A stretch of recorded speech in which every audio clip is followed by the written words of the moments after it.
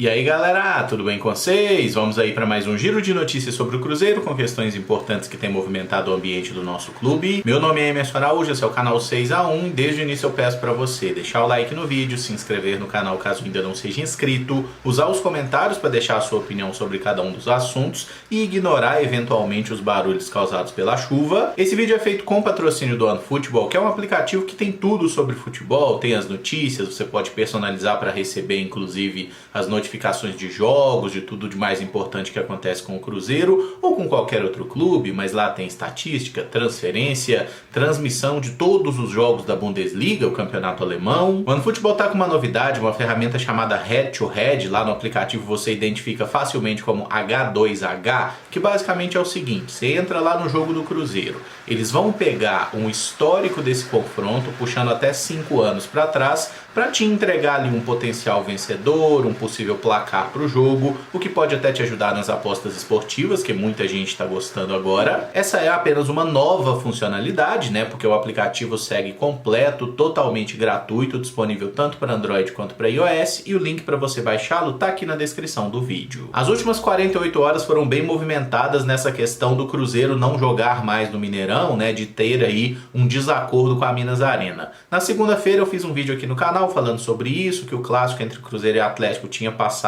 por uma segunda-feira, 8 horas da noite e no Independência. Na mesma segunda-feira à noite, o Ronaldo falou em seu canal que o Cruzeiro não mandará nenhum jogo no Mineirão em 2023. Que as condições estabelecidas pela concessionária são muito ruins para o clube e que a Minas Arena está muito confortável pelo acordo que possui com o governo do estado. E só para explicar brevemente sobre isso, quando foi assinado o acordo entre o governo de Minas Gerais e a Minas Arena, isso foi em 2010, então esse acordo foi costurado durante a gestão de Aécio Neves como governador e sacramentado já com Antônio Anastasia, né? Foi durante esse período de transição desses dois governantes, foi fechado um acordo de concessão do Mineirão para a Minas Arena até 2037, podendo ser prorrogado até 2045. Basicamente, a Minas Arena colocaria a grana para fazer as obras, as reformas no Mineirão visando a Copa do Mundo de 2014, e o contrato que foi assinado na época tinha um valor de aproximadamente 677 milhões de reais. Como a Minas Arena iria receber esse dinheiro de volta? Existiria um valor fixo mensal que eles iriam receber, em tese,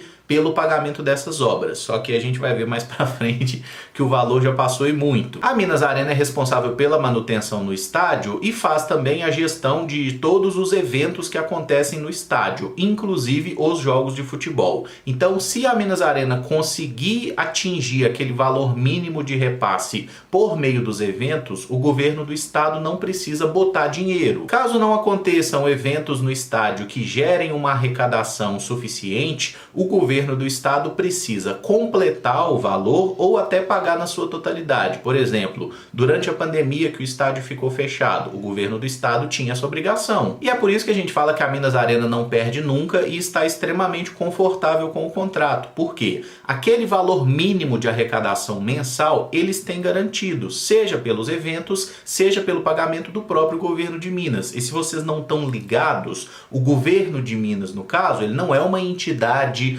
superior, somos nós, né? O dinheiro do governo de Minas é através dos impostos que a gente paga sobre qualquer coisa, sobre tudo. Tem uma matéria do Super Esporte de fevereiro de 2022 que mostrou que só o governo de Minas Gerais já tinha repassado para a Minas Arena mais de 1 bilhão de reais. Só o governo, eu não estou falando da arrecadação total de outros eventos. Só o governo já tinha passado mais de 1 bilhão de reais para eles. E aí a gente deve lembrar que esse valor foi em aproximadamente 10 anos, porque os repasses do governo começaram no início de 2013, que foi quando entregaram o estádio e quando ele começou a ser utilizado efetivamente nos jogos dos clubes, posteriormente na Copa do Mundo também. Mas só essa questão do investimento e o que já foi arrecadado não passa a impressão de que pode ter uma irregularidade nesse contrato? Na minha cabeça passa. Eu não estou afirmando que tem, mas eu acho que valeria a pena uma investigação. E em 2019 foi amplamente noticiada a criação da CPI do Mineirão, que na teoria iria investigar e analisar esse contrato que foi feito entre o governo e a Minas Arena.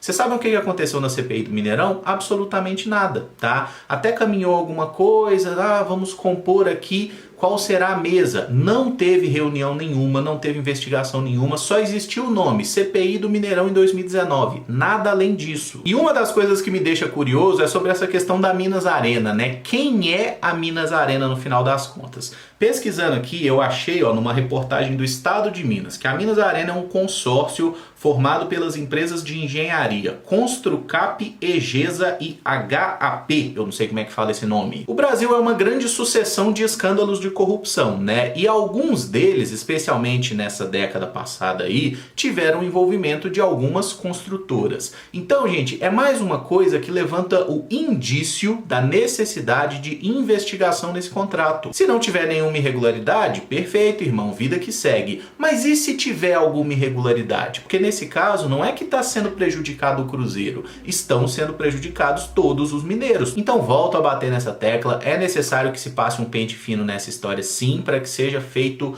todo tipo de análise, investigação, apuração possível se esse contrato com a Minas Arena foi feito de forma perfeitamente legal ou se tem alguma coisa irregular nessa história, tá? O governo de Minas Gerais, lá na época da concessão, ele proibiu que Cruzeiro e Atlético entrassem na história. Ele proibiu e entregou o Mineirão de mão beijada para a Minas Arena. Então agora o governo de Minas Gerais, seja por meio do Executivo, da Assembleia, do Ministério Público, tem sim que se virar e resolver o problema. Mas voltando à repercussão aí da fala do Ronaldo, o Samuel Lloyd, diretor da Minas Arena, disse que iria buscar uma reconciliação com o clube. Ele ressaltou que 80% da arrecadação do Mineirão em 2022 foi através dos 55 jogos de futebol que lá aconteceram e que eles não pensam no estádio sem futebol. O problema do Samuel Lloyd é que ele não é dono da Minas Arena, ele não é dono do Mineirão, ele é um profissional contratado por essas empresas, né, essas concessionárias, essas construtoras aí, é que ele fala uma coisa em frente às câmeras, mas a ação dele quando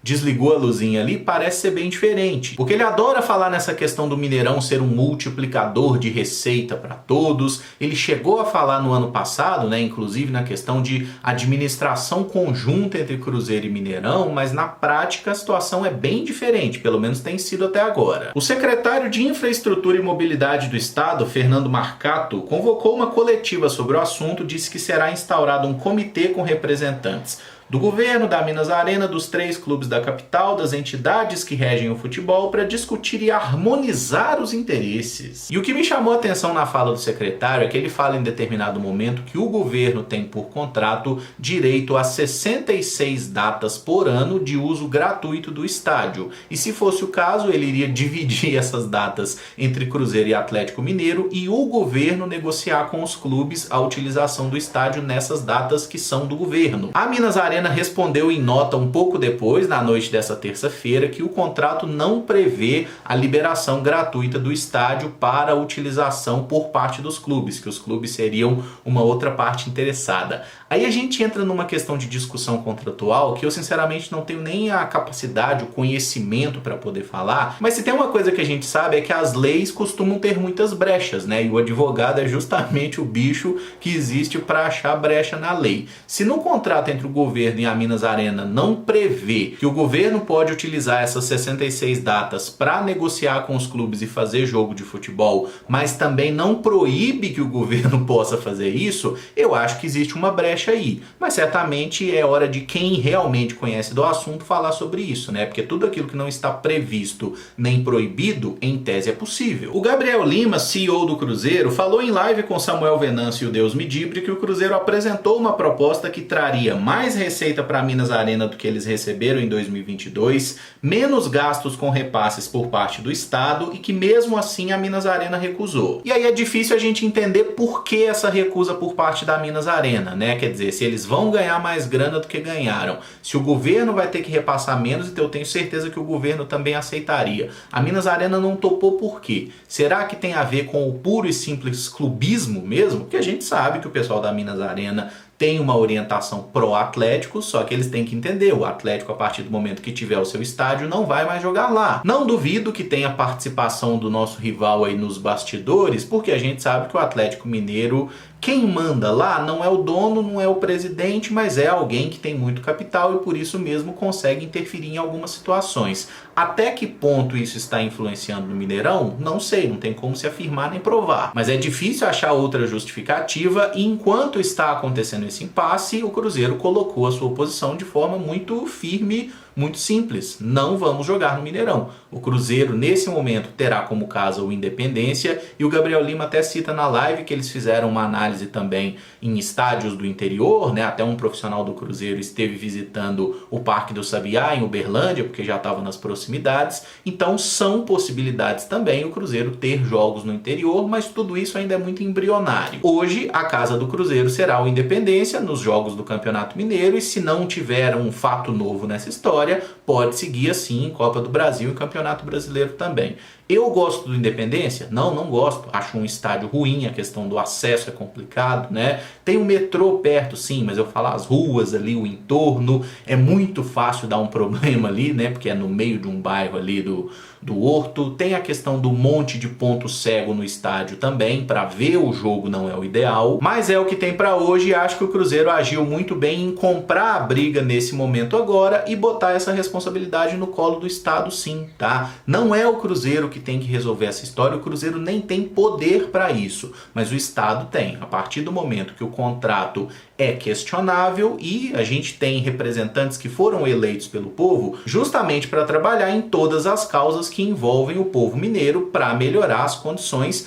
para todos nós. Cadê o trabalho dos parlamentares, né? Então, assim, esse comitê que vai ser criado, legal, vamos esperar ações práticas, porque criar comitê é igual criar a CPI do Mineirão, isso aí não garante bosta nenhuma. E vocês podem ter certeza que o interesse do Cruzeiro é jogar no Mineirão. O Cruzeiro mandar os seus jogos no Independência ou fora da capital impacta muito na questão da venda de ingressos, a gente perde em bilheteria, a gente certamente vai ter perda também no número de sócios torcedores. Tudo isso impacta negativamente o clube. O cenário ideal para o Cruzeiro é ter um acordo bom para jogar no Mineirão. Mas enquanto só o Cruzeiro estiver disposto a ceder, esse acordo não vai acontecer. Tá? Então aguardemos aí cenas dos próximos episódios, o que vai acontecer efetivamente do governo, até que ponto a Minas Arena vai começar a ser flexível ou não, e até que se prove o contrário, a casa do Cruzeiro será o Independência.